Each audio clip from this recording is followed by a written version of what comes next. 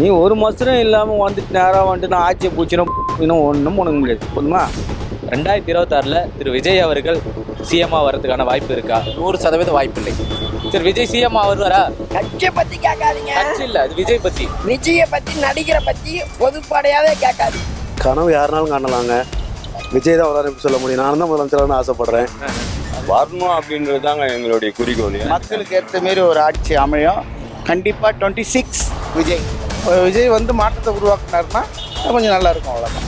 சிறப்பான ஆட்சியாக இருக்கும். மக்களுக்கு ஒரு நல்ல எதிர்பார்க்கிற ஒரு ஆட்சியாக தான் அமையும். கண்டிப்பாக வருவார்ண்ணா, கண்டிப்பாக வருவார். அவர் தான் வரணும். போலீஸ் கடிக்கிறாங்கன்னு சொல்கிறாங்கல்ல, அது விஜயோட கட்சியால் தான் கட்சாங்களா இல்லை வேற எதனா உள்ள போது கட்சாங்களா தான் தெரியும். வருஷம் மாறினாதான் அது நல்லா இருக்கும். ஒருத்தரே இருந்தால் நல்லா இருக்காது. மாறணும், விஜய் வரணும். கண்டிப்பாக ஆட்சிக்கு வருவார் விஜய். நாங்கள் உட்கார வைப்போம். 2026 விஜய் அவர்கள் ஆட்சிக்கு வருவாரா? சிஎம் ஆயிட்டா அவர் என்னெல்லாம் பண்ணுவாருன்னு நினைக்கிறீங்க? கட்சியை பத்தி கேட்கவா, மொத்தத்துக்கு கட்சியை பத்தி கேட்காதீங்க, வேற ஏதாவது கேளுங்க. சரி, விஜய் சிஎம் வருவாரா? கட்சியை பத்தி கேட்காதீங்க, கட்சி இல்ல, அது விஜய் பத்தி. விஜயை பத்தி நடிகரை பத்தி பொதுப்படையாவே கேட்காதீங்க, வேற செய்தி கேளுங்க. அப்ப அவரை கட்சி தலைவராகவே ஏத்துக்கல நீங்க? ஐயா பொதுப்படையா சொல்லுங்க. பொதுப்படையான விஷயம் தான் ஐயா. விஜய் நடிக்க தான் வந்தாரு. கட்சி இல்ல பெரிய ஆளு சின்ன ஆளுன்னு இல்ல, மக்களா பேரி அவரை கெடுக்கிறாங்க.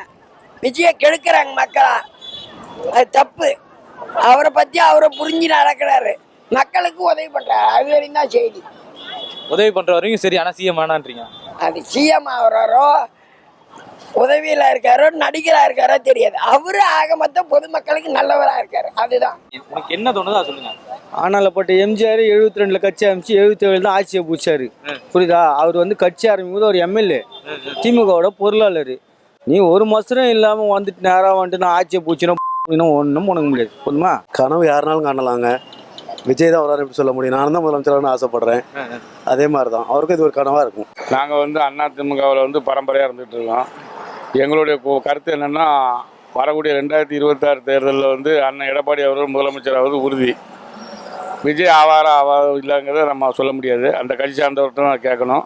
ஆனால் எங்களோட கருத்து, எங்களுடைய முதலமைச்சர் வந்து என்றும் அன்றும் இன்றும் என்றும் எடப்பாடியார் தான் முதலமைச்சர். 2026 திரு விஜய் அவர்கள் சிஎம்ஆ வரதுக்கான வாய்ப்பு இருக்கா? 100% வாய்ப்பு இல்லைங்க. வாய்ப்பு இல்லை. எதனால வாய்ப்பு இல்லைன்னு நினைக்கிறீங்க? அவர்கிட்ட தலைமை பண்பு இல்லை.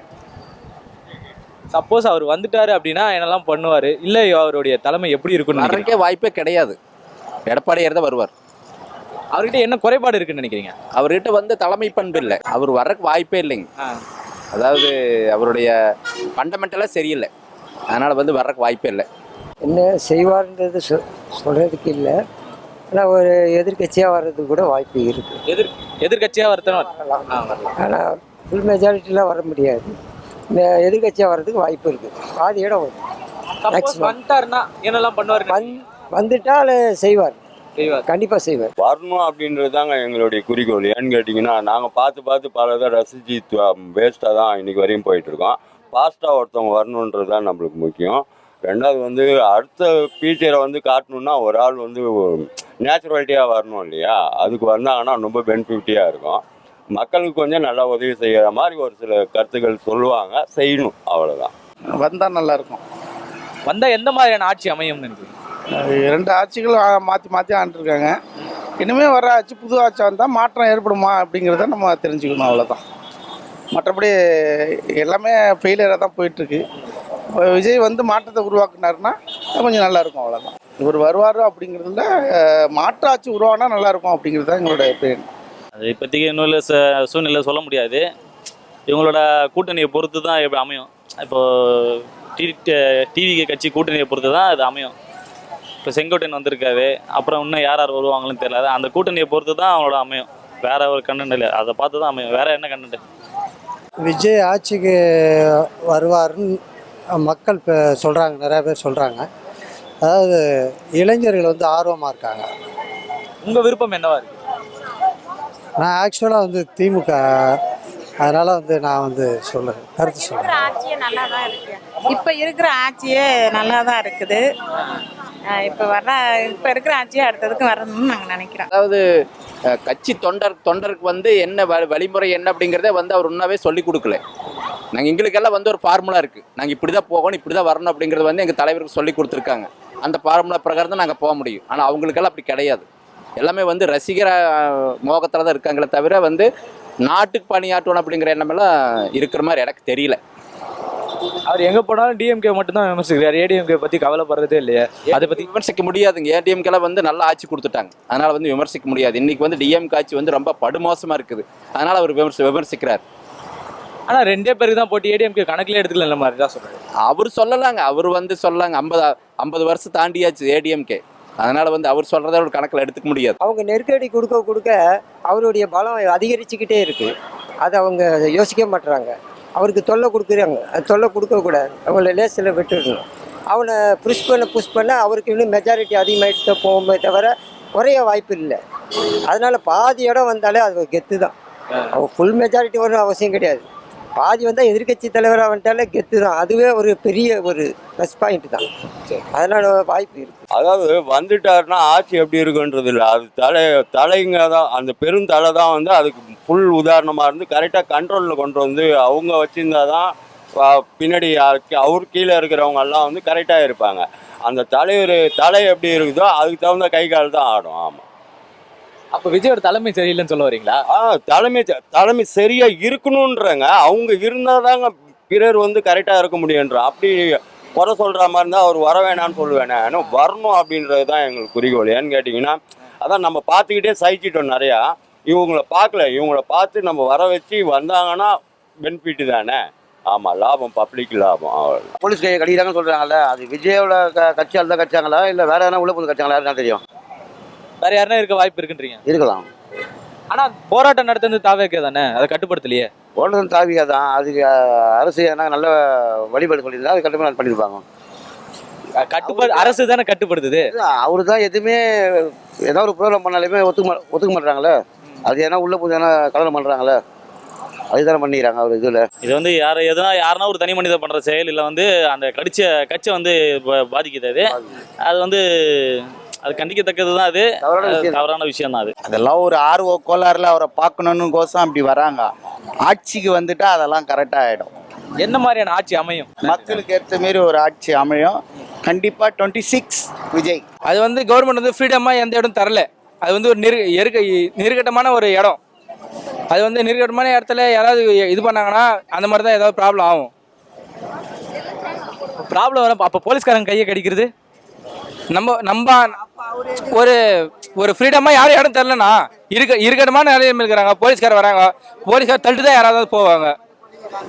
போலீஸ்காரன் கையை கடிக்கிறது மதுவுக்கு எதிரான ஒரு போராட்டத்தில் போலீஸ் தடுக்க தான் செய்வாங்க. இவங்க இல்லை, டிஎம்கேவா இருந்தாலும் அது போலீஸ் தடுக்க தான் செய்வாங்க. ஆனால் அந்த இடத்துல போலீஸ்கார கையை கடிக்கிறது அந்த மனுஷன் என்ன பண்ணாரு? அவரும் சொல்றது தானே செய்யறாரு. மக்கள் வந்து எப்படி சொல்றதுன்னா, மக்கள் வந்து யாரும் வந்து எப்படி சொல்றது, ஒரு கட்டுப்பாடெல்லாம் இருக்க மாட்டாங்க. தளபதி என்னைக்கோ ஒரு நாள் வராரு, மக்கள் எல்லாம் பார்க்கணும் ஆர்வமாக இருக்கிறாங்க. அது பார்க்கணுன்னா போலீஸாக இருந்தால் யாராக இருந்தாலும் கட்டுப்படுத்தலாம் முடியாது. கட்டுப்படுத்த முடியாது. தலைவர் விஜய் சொன்னாலும் கட்டுப்படுத்த முடியாதா? அவர் சொன்னாலும் கட்டுப்படுத்த முடியாது. மக்கள் வந்து அவர் மேலே ஒரு இதுவாக இருக்காங்க. அவர் சொன்னாலும் கட்டுப்படுத்த முடியாது. இல்லைங்க சார், அதாவது அவங்க ஃபேன் அதிகம், அதனால அவங்கள பார்க்கணுன்ற ஆர்வத்தில் தான் வராங்களே தவிர மற்றபடியெல்லாம் ஒன்றும் கிடையாது சார். அவ்வளோ கண்டிப்பாக ஆட்சிக்கு வருவார் விஜய். நாங்கள் உட்கார வைப்போம் கண்டிப்பாக. ஓட்டுக்கு அவருக்கு தான். ஆமாம், எங்கள் ஃபேமிலி எல்லாரும் ஓட்டு அவருக்கு தான்.